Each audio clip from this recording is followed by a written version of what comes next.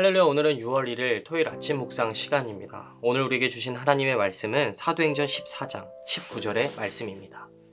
유대인들이 안디옥과 이고니온에서 쳐들어와서 무리를 충동하니 그들이 돌로 바울을 쳐서 죽은 줄로 알고 시외로 끌어 내치니라. 아멘. 오늘 말씀은 사도 바울이 복음을 전하던 중 그가 겪게 되었던 절체절명의 상황을 보여주고 있습니다. 바울이 루스드라에서 걷지 못하는 병자를 치유하고 복음을 증언하고 있을 때 때마침 안디옥과 이고니온에서 유대인들이 쳐들어오기 시작했습니다. 그리고 그곳에 있던 루스드라 사람들을 충동했습니다. 그래서 이들은 그 충동 속에 휩싸여서 이전에 들었던 복음에 대한 감동들을 다 잊어버리고 하나같이 뜻을 모아 바울을 죽을 때까지 돌로 쳤습니다. 그리고 싸늘해진 그의 몸을 성 밖으로 내던져 버렸습니다. 여러분, 우리는 여기서 크게 두 가지의 이상한 점을 발견할 수가 있습니다. 첫 번째는 어떻게 어제까지만 해도 바울을 통해 하나님의 역사를 보고 순종적이었던 사람들이 한순간에 돌아서 버리게 되었냐라는 것입니다. 그리고 두 번째는 당시 유대법상 성 안에서 사람을 돌로 치는 것을 금하는 법이 있었습니다. 스데반을 성 밖으로 끌고 가 죽였던 이유도 바로 이러한 이유에 있었죠. 그런데 무엇이 이들로 하여금 지금 그렇게 마음을 단번에 돌아서게 만들고 법을 어기면서까지 바울을 죽이도록 만들었을까요? 이 충동적 사건에 대해서 한학자는 다음과 같이 이야기합니다. 이때 당시의 종교 문화는 곧 인간의 모든 경제 활동과 직결되었다고 합니다. 그러다 보니 모든 신전에 들어갈 재물과 재물을 장식하는 일꾼, 신당을 보수하는 관리들, 그리스의 12신들과 관련된 미술품들을 파는 그런 상인들이 그곳에 즐비해 있었다라는 것입니다.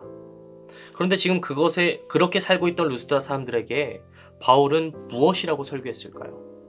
지난번에 살펴본 것처럼 사람의 손에 의해 만들어진 것, 눈에 보이는 것들을 숭배하는 것은 다 헛된 일이다. 그런 것들을 다 버려라 라고 설교했습니다.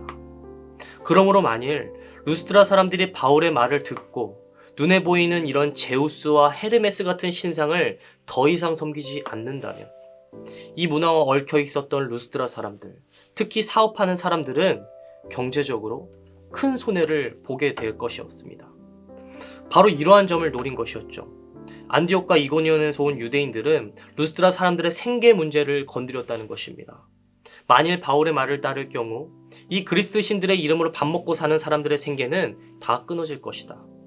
바울은 너희들의 삶을 도와주러 온 게 아니라 도리어 파괴하기 위해 온 이단자다 라는 식으로 바울을 매도했던 것이었죠. 다시 말해 현실 속의 이득을 망치고 손해를 보게 만드는 그런 거짓된 바울의 모습을 묘사하고 그를 제거하기 위해 루스드라 사람들을 선동했던 것입니다. 여러분, 우리는 여기서 시편 115편 8절의 말씀을 떠올리게 됩니다. 우상을 만드는 자들과 그것을 의지하는 자들이 다 그와 같으리로다. 여러분, 우상을 만드는 자나 우상을 의지하는 자들이 다 우상처럼 된다고 말합니다. 사람은 다 자기가 바라보는 것을 닮게 돼 있습니다. 우리가 의식하든 의식하지 못하든 인간은 자기가 섬기는 것을 닮아가게 되어 있다는 것입니다. 그렇다면 여러분, 이들에게 진정한 우상은 무엇이었을까요? 그것은 헬라의 12신들이라는 이름 뒤에 숨겨져 있었던 재물이었습니다. 이들은 재물 때문에 우상을 섬기고 재물 때문에 바울을 죽음으로 몰아넣는 끔찍한 일을 저지르게 된 것이었습니다. 여러분, 오늘 성경은 명백하게 보여주고 있습니다. 재물만 놓고 봤을 때는 그것은 나쁜 것이 아닙니다. 때에 따라 우리에게 좋은 것이 되기도 하고 그만한 유익을 가져다 주기도 합니다. 그러나 이것이 인간 고유의 죄성, 그릇된 욕망과 만나게 되었을 때 그것은 자기 파멸로 이어진다는 것입니다. 곧 하나님을 욕망하지 않고 다른 것을 욕망하는 인생은 그 결과값이 반드시 사망이라는 것이에요. 그래서 하나님은 과거 이스라엘 백성들에게서부터 끊임없이 이렇게 말씀하시는 것입니다. 나에게 시선을 고정하라. 모든 생명의 근원이 이에서 남이며 모든 주권과 공중권세 잡은 자들이 그분의 발 아래 있기 때문에 나에게 붙어 있으라고 그렇게 말씀하셨던 것입니다. 여러분, 그렇다면 오늘 사도 바울은 누구에게 붙어 있었던 자였을까요? 네, 하나님께 속해 있었던 자, 하나님께 붙어 있었던 자, 하나님께 늘 자신의 시선을 고정하던 사람이었습니다. 그래서 하나님은 이렇게 하나님께 시선을 고정한 자의 삶을 책임지시는 것을 오늘 20절의 말씀을 통해서 분명하게 보여주고 계십니다. 제자들이 들러섰을 때 바울이 일어나 그 성에 들어갔다가 이튿날 바나바와 함께 더베로 가서 아멘. 여러분, 돌에 맞아 시체인 줄만 알았던 사람이 어떻게 다시 일어납니까? 그런데 바울은 그때 다시 일어납니다. 우리는 돌에 맞아 쓰러진 바울이 실제로 죽었던 것인지는 정확하게 알 수가 없습니다. 그러나 여기서 일어났다 라고 해석되는 이 헬라어 아니스테미의 의미를 통해 그것은 단순한 사건이 아니었다는 것을 깨닫게 됩니다. 여러분, 이 아니스테미는 일어나다, 살아나다, 깨어나다 라는 의미입니다. 마태복음 20장에 예수님이 제자들에게 부활에 대해 증언하실 때에도 사용하셨던 것이 바로 이 아니스테미라는 동사였습니다. 그리고 바울이 어제까지 루스트라에서 하반신 병자에게 주 예수 그리스도의 이름으로 일어나라 선포했던 것도 바로 이 아니스테미였습니다. 그러므로 사랑하는 성도 여러분, 곧 지금 바울이 아니스테미, 일어났다는 것은 무엇을 의미할까요? 네, 그렇습니다. 스스로 일어난 것이 아니었습니다. 돌에 맞아 모든 사람들이 죽었다고 판단했을 때 바울이 오늘 다시 일어날 수 있었던 것은 아니스테미, 하나님께서 그를 일으켜 주셨기 때문입니다.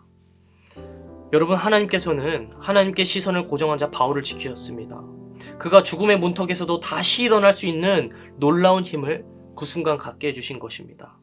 바울은 그래서 이 다시 한번 일으키시는 힘으로 자신에게 돌을 던졌던 전쟁터로 돌아갑니다. 내가 넘어져도 끝없는 용기와 능력을 주시는 하나님의 손을 붙들고 다시 나아간 것입니다. 여러분, 그렇게 했을 때 결과는 어떻게 되었을까요? 21절 말씀입니다. 복음을 그 성에서 전하여 많은 사람을 제자로 삼고 아멘. 여러분, 하나님께 시선을 두는 인생은 이처럼 승리하는 인생입니다.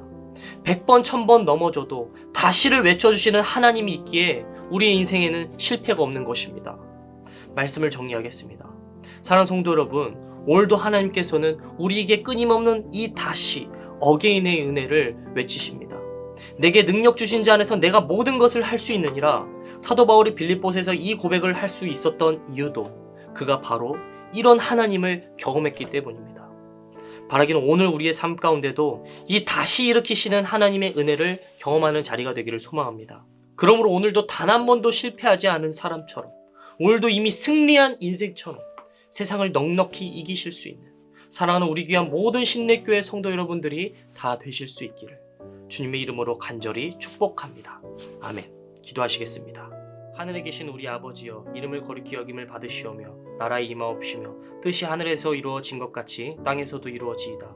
오늘 우리에게 일용할 양식을 주시옵고 우리가 우리에게 죄 지은 자를 사하여 준 것 같이 우리의 죄를 사하여 주시옵고 우리를 시험에 들게 하지 마시옵고 다만 악에서 구하시옵소서. 나라와 권세와 영광이 아버지께 영원히 있사옵나이다. 아멘.